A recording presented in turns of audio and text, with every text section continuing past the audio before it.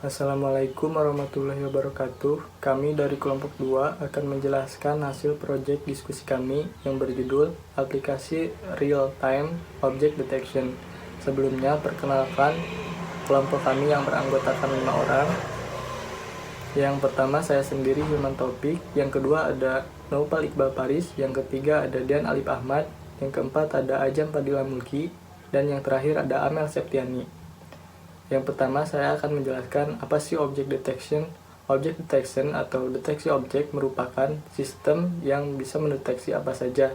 Tetapi di sini program yang kami buat hanya bisa mendeteksi manusia dan alat-alat belajar seperti laptop, buku, dan pensil. Teknologi deteksi objek ini bisa diterapkan di berbagai aspek untuk membantu navigasi karena cara kerjanya yang bisa menyerupai sistem penglihatan manusia. Selanjutnya, Dian Alif Ahmad. Assalamualaikum warahmatullahi wabarakatuh. Nama saya Dian Alif Ahmad. Saya akan menjelaskan mengenai metode dari pemrograman yang telah kami buat. Metode yang digunakan tipe pemrograman yang kami buat berbasis website dengan menggunakan React.js. Di sini yang pertama React.js. React.js merupakan library dari JavaScript yang digunakan saat membangun UI atau user interface suatu website atau aplikasi web. React.js di sini seperti perpustakaan yang berisi berbagai kode JavaScript yang sudah tertulis. Library React.js ini bersifat open source, jadi kami bisa memodifikasi sesuai kebutuhan dari program yang kami buat. Selain React.js ini kami juga menggunakan file pendukung lainnya untuk pemrograman website seperti HTML, kemudian CSS, dan JavaScript sebagai displaynya.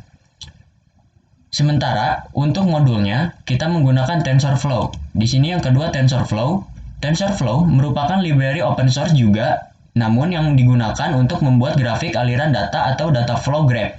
Maksudnya dari data flow graph di sini yaitu struktur yang mendeskripsikan bagaimana data yang digunakan bergerak melalui tampilan grafis atau serangkaian pemrosesan node. Dengan kata lain, TensorFlow di sini merupakan framework machine learning yang dapat membantu membuat neural network. Neural network itu apa? Neural network itu di sini jaringan AI atau artificial intelligence yang mirip otak manusia. Jadi semacam sistem kecerdasan buatan. Sekian dari saya. Terima kasih. Perkenalkan, nama saya Amel Septiani. Di sini saya akan menjelaskan tentang hasil dari pemrograman yang telah kelompok kami buat. Seperti yang sudah dijelaskan sebelumnya, object detection ini mengacu pada kemampuan komputer untuk mendeteksi sebuah objek. Dapat kita lihat pada tampilan di atas, saat kamera menangkap objek manusia, maka akan ditampilkan keterangan person yang terletak di sebelah kiri. Hal ini menyatakan bahwa objek yang terdeteksi oleh kamera adalah manusia. Hal itu akan terjadi saat kita menunjukkan objek-objek lainnya, seperti handphone dengan keterangan cellphone, lalu keyboard dengan keterangan keyboard, lalu laptop dengan keterangan laptop, dan buku dengan keterangan book. Ini membuktikan bahwa pemrograman yang telah kelompok kami buat tentang object detection sudah sesuai dengan kebergunaannya. Halo, perkenalkan nama saya Naufal Iqbal dari kelompok 2. Kali ini saya akan menjelaskan sedikit menjelaskan secara singkat mengenai codingan dari real time object detection ini. Oke, jadi yang pertama di sini adalah index.js, ini JavaScript ya. Kalau dilihat di sini. Nah, di sini saya memasukkan library React, TensorFlow, dan style CSS. Nah, fungsinya TensorFlow ini adalah library untuk object detection-nya. Sedangkan untuk di sini style CSS itu adalah nanti tampilan yang akan ditampilkan pada web atau lamannya. Gitu. Terus di sini juga saya menambahkan kelasnya untuk React-nya.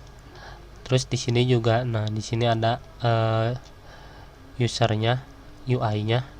Itu adalah tampilan yang nanti ada di JavaScript-nya yang di kameranya. Nah, terus di sini kita memasukkan jika nanti model yang sudah kita masukkan ke train modelnya, nah terdeteksi, nanti di sini akan mengeluarkan prediksi berupa nama bendanya. Jadi misalkan ketika kita menampilkan handphone di kameranya, nah itu nanti akan nyambung di scan melalui TensorFlow itu, terus dicari melalui model-model yang sudah kita masukkan di trainnya, nanti bakal dikeluarkan berupa hasil prediksinya itu. Ini ada tampilan untuk prediksinya, misalkan ininya fontnya seperti ini, fontnya 16 pixel sans serif, itu nanti yang tulisan keluarnya nanti di layarnya, misalkan handphone, nanti dia terdeteksi handphone. Nah, itu semua tampilannya diatur di sini. Nah, ini untuk video rendernya saya set di 600 x 500, jadi agak enggak kotak ya, jadi agak rectangle itu, seperti itu. Lanjut ke di sini style CSS ya, kan yang tadi dimasukin. Nah, ini style CSS. Di sini saya sudah atur untuk panjang dan lebarnya. Terus di sini juga saya sudah masukkan untuk backgroundnya seperti itu. Di sini biasa tampil merupakan settingan tampilan ya di sini. Nah, ini untuk headernya yang nanti tampil di sini, yang kelompok 2 real time object detection, itu menggunakan font family Sophia ya. Ini fontnya bertipe script ya, bukan sans serif atau serif.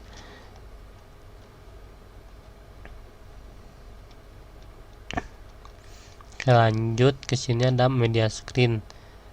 Nah, ini backgroundnya yang gambar yang kedua itu ada logo Ars ya, yang kalau dilihat di review aplikasinya itu ada logo Ars terpampang jelas di belakang ya. Terus ini lanjut lagi ke fontnya, font header ya, bagian header. Terus ini size juga, dan ini divisi.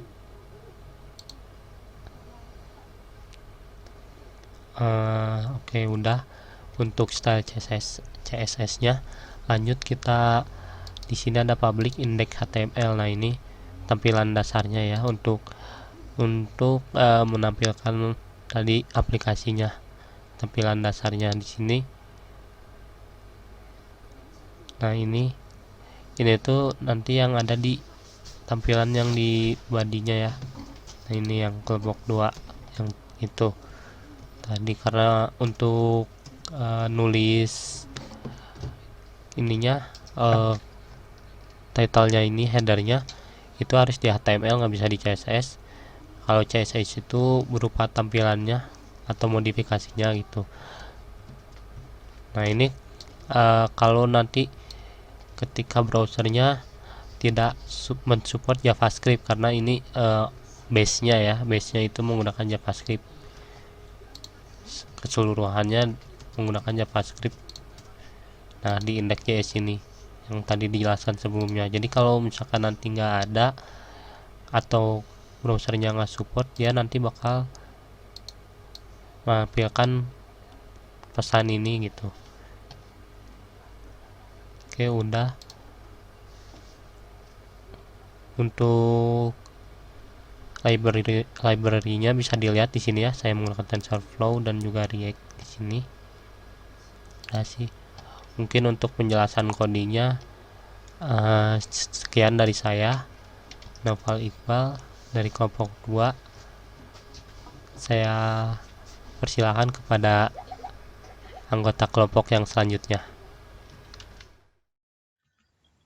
Jadi kesimpulan yang bisa kita tarik bahwa aplikasi ini berhasil menandai objek secara keseluruhan, kemudian mempunyai akurasi yang signifikan lebih tinggi, dan model adaptif untuk permasalahan baru, sehingga mempermudah manusia dalam mendeteksi objek.